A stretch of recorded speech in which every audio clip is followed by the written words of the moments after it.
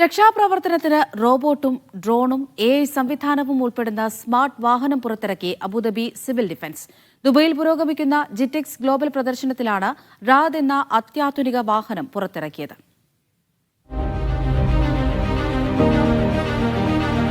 രക്ഷാപ്രവർത്തകർക്ക് കടന്നു ചെല്ലാൻ കഴിയാത്ത അപകട മേഖലകളിലേക്ക് കുതിച്ചെത്താൻ കഴിയുന്ന റോബോട്ടുകൾ, നിരീക്ഷണം നടത്തി വിവരങ്ങൾ കൈമാറാൻ സഹായിക്കുന്ന ഡ്രോണുകൾ, ഏകീകൃത കമാൻഡ് ആൻഡ് കൺട്രോൾ സംവിധാനത്തിൽ പ്രവർത്തിക്കുന്ന രക്ഷാവാഹനം. അതാണ് അബുദാബി സിവിൽ ഡിഫൻസ് ജിറ്റെക്സിൽ അവതരിപ്പിച്ച റാദ്.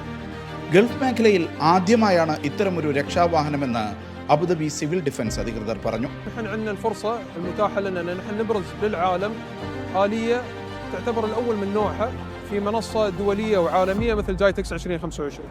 K2 എന്ന സ്ഥാപനവുമായി സഹകരിച്ചാണ് റാദ് എന്ന വാഹനം വികസിപ്പിച്ചത്.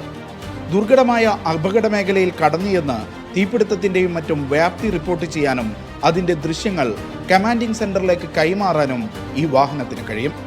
അഗ്നിബാധ വ്യാപിക്കുന്നത് തടയാനുള്ള പ്രാരംഭ നടപടികൾ സ്വയം സ്വീകരിക്കാനും റാദിൽ സംവിധാനമുണ്ട്. Media 1, Dubai.